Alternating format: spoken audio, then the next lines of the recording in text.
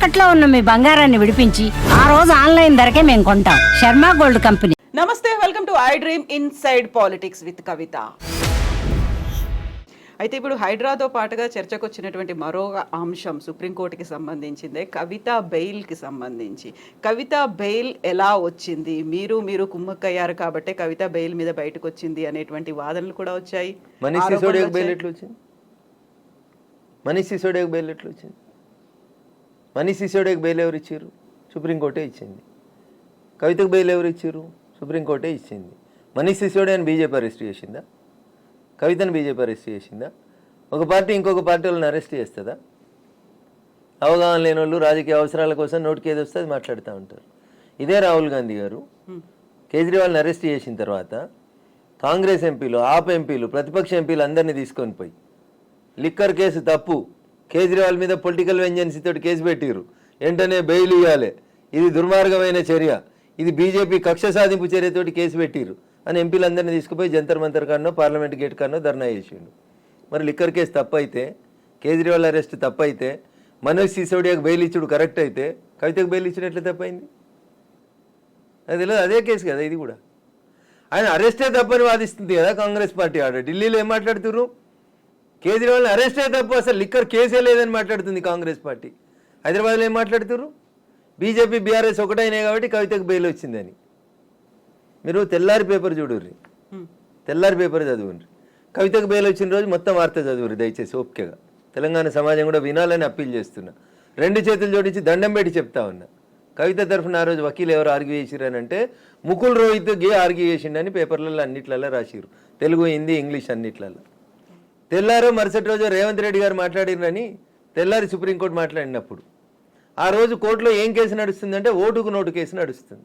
ఓటుకు నోటు కేసులో రేవంత్ రెడ్డి తరఫున వకీలు ఎవరు? కవిత గారు. ద సేమ్ ముకుల్ రోహిత్కే. మళ్ళీ చెప్తున్నా, తెలంగాణ సమాజమా ఆలోచించు. కవిత బెయిల్ పిటిషన్ ఆర్గ్యూ చేసిన వకీల్ పేరు ముకుల్ రోహిత్కి.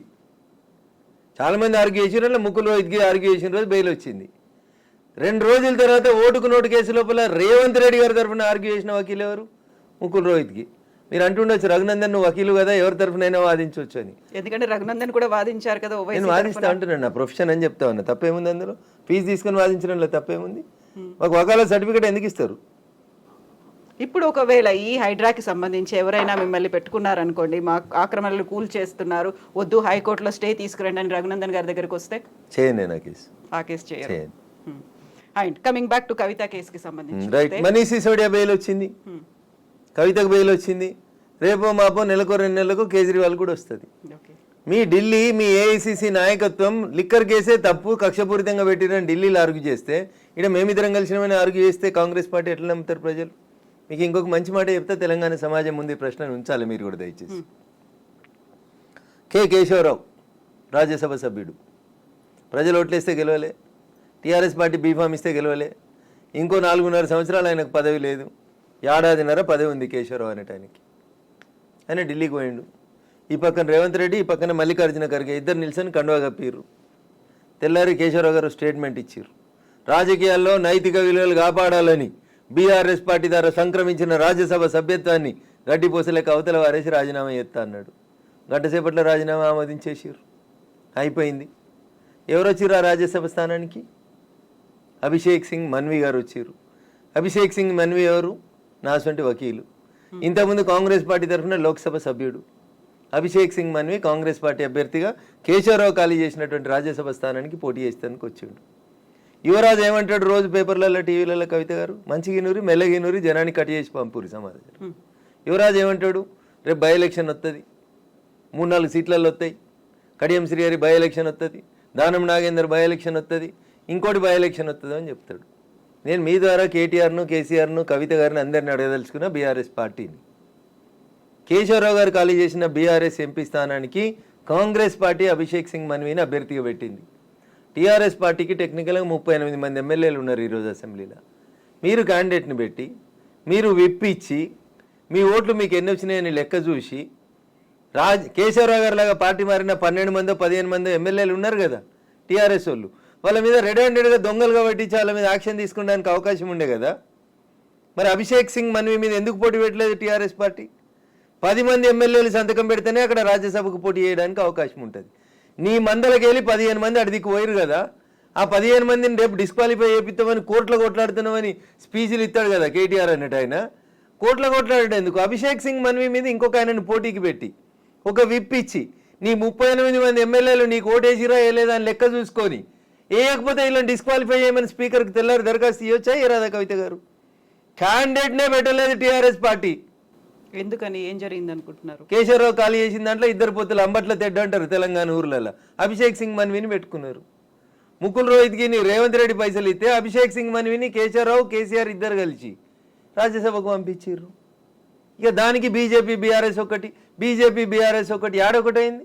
హైడ్రాక్ సపోర్ట్ చేస్తే రేవంత్ రెడ్డి రఘునందన్ ఒకటి. ఏం మాట్లాడతారు? ఏమన్నా అర్థం పర్థం ఉందా? ఏమన్నా రఘునందన్ అనేటోడు న్యాయం దిక్కు నిలబడతాడు, ధర్మం దిక్కు నిలబడతాడు, గరీబోన్ దిక్కు నిలబడతాడు. Raghunandan is the voice of voiceless. ఏడ కష్టం వస్తే ఎవరికి కష్టం వస్తే అందుకు మాట్లాడతాడు. ఇండ్లు కోల్పోతున్నాను రమ్మనురి, కోకాపేటలో 25 ఎకరాలు గవర్నమెంట్కి చేత కాకపోతే లేఅవుట్ చేసి నేను కూర్చోబెడతా, ఆడ కట్టుకుందాం పారి ఇండ్లు. గీడెందుక నాకు ఈ మోరీలలో నల్లలలో చెరువులలో ఎందుకే? మంచిగా కోకాపేటలో 100 కోట్లకి ఎకరం పోయే భూమిలో కట్టుకుందాం పారి, గాడ లేఅవుట్ గీసుకుందాం పారి. రాడా రేవంత్ రెడ్డి గారికి వచ్చి మనకు పట్టాలు ఇయ్యడా? ఇక దీనికోసం కొట్లాడతాడు రఘునందన్. ఎందుకని ప్రతి దాంట్లో రాజకీయాలు ఎందుకు చూస్తున్నారు అనుకుంటున్నారు? ఇప్పుడు అభిషేక్ మను సింఘ్వీని కాంగ్రెస్ పార్టీ తెలంగాణ మీరు ఉన్నదే ప్రజాస్వామ్య దేశంలో. మీరు ఉండాలన్నా, తినాలన్నా, బతకాలన్నా, ఇంకేం చేయాలన్నా మేమే ఉండాలి రాజకీయ నాయకులు. మేము లేకపోతే మీరు ఎక్కడున్నారు? ప్రజల కొరకు ప్రజల చేత ప్రజలు ఎన్నుకునేదే ప్రజాస్వామ్యం. ఆ ప్రజాస్వామ్య దేశంలో బతుకుతుంటూ అన్నిటికీ రాజకీయం వస్తుంది. ఎందుకు వస్తుందంటే రఘునందన్ మాట్లాడిండు, బీజేపీ ఎంపీ ఇట్లా మాట్లాడిండు, ఇంకో ఎంపీ ఇట్లా మాట్లాడిండు, మీరు పెడతారు కదా బ్రేకింగ్లు, అందుకనే వస్తుంది అట్లా. మేము మాట్లాడితే రాజకీయ నాయకులం కదా, ఈ వ్యవస్థ నడిచేదే రాజకీయంతో కదా తల్లి. 4 స్తంభాలు అనుకుంటే ఆ 4 స్తంభాలలో స్తంభం మేమే కదా. మేము మాట్లాడతాం కాబట్టి రాజకీయం అంటారు దాన్ని. అట్లా ఇప్పుడు కవిత కేసులో నెక్స్ట్ ఏం జరుగుతుంది అనుకుంటున్నారు మీరు? నేను జ్యోతిష్కుని కాదు తల్లి, వకీల్ సాబ్ని. వకీల్ సాబే, వకీల్ గానే చెప్పమంటున్నాను. ఆ రోజున్న వకీల్ ఎట్లా ఆర్గ్యూ చేస్తారో ఆ రోజున్న జడ్జికి ఏం అర్థమవుతుంది అనే దాన్ని బట్టి జడ్జిమెంట్ వస్తుంది. సో మీ ఎక్స్పీరియన్స్లో?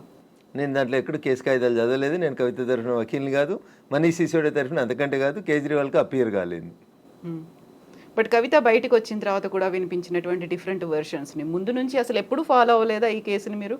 అయినా ఎందుకు ఫాలో కాదు? అడ్వకేట్గా బరాబరి ఫాలో అవుతారు. రాజకీయాలు ఉన్నవాడు బరాబరి ఫాలో అవుతాయి. ఎందుకు ఫాలో కాదు? In what way I'm concerned with Kavitha's bail. Kavitha ఎవరు? లిక్కర్ కేసులో ఒక ముద్దాయి వచ్చి ఫీజు ఇచ్చి నన్ను కేసు చేయమంటే చేద్దునో చేయకపోతునో తర్వాత నాకేం అవసరం? నాకు ఎకడమిక్ ఇంట్రెస్ట్లో నేను చదివిన ఫైలు, దానికి కవిత కేసు తరఫున మాట్లాడాల్సిన అవసరం ఏముంటుంది? ఆమెకు వకీళ్ళు ఉన్నారు, రేవంత్ రెడ్డి గారు పెట్టిన ముకుల్ రోహిత్ గారు ఉన్నారు, కేశవరావు గారు పెట్టినటువంటి అభిషేక్ సింగ్ మన్వి ఉన్నాడు, కేసీఆర్ మాట్లాడుకున్న సోనియమ్మ ఉన్నది. వాళ్ళందరూ ఉన్నాక నా అవసరం ఏముంది తల్లి? బట్ మామూలుగా అబ్జర్వేషన్స్ అనేవి ఉంటాయి. ఉంది కదా, నా అబ్జర్వేషన్ నేను చెప్పిన కదా. కోర్టు బెయిల్ ఇచ్చింది సుప్రీంకోర్టు, దానికి నేను ఎందుకు కామెంట్ చేయాలి? బట్ ఆ కేసు మాత్రం ఇంకా కంటిన్యూ అవుతుంది. చార్జ్ షీట్ వేసిన తర్వాత ట్రయల్ అవుతుంది, చాలా టైం పడుతుంది. ఇప్పుడు రేవంత్ రెడ్డి గారు ఓటుకున్న ట్రయల్ అయితే లేదా? ఇది కూడా గట్లే అవుతుంది. గట్లా ఇలాగే ఏళ్ల తరబడి కొనసాగుతుంది. అట్లే అవుతుంది కదా. ఈ జడ్జిలను అడగాలి మీరు ఈ ప్రశ్న, నన్ను అడిగితే ఎట్లా? నేను ఆ కుర్చీలో కూర్చోలే. నేను జడ్జిలు చెప్పాలి అంటున్నా. ఒక్కో కేసు 10 ఏళ్ళు 20 ఏళ్ళు ఎందుకు సాగుతుందో మా గౌరవ న్యాయమూర్తులు చెప్పాలి. దేశంలో 5 కోట్ల కేసులు ఎందుకు పెండింగ్లు ఉన్నాయో గౌరవ న్యాయమూర్తులు చెప్పాలి కదా. మీకు బాధాకరమైన విషయం చెప్తా కవిత గారు. సిద్దిపేటలో ఒక ఆయనకు కేసు కన్విక్షన్ పడ్డది, పేర్లు చెప్పదు కాబట్టి చెప్తలేను. సిద్దిపేట ప్రాంతంలో ఒక ఆయనకి ఆ జిల్లా కోర్టు లైఫ్ కన్విక్షన్ ఇచ్చింది, యావజ్జీవిత కారాగార శిక్ష ఇచ్చింది.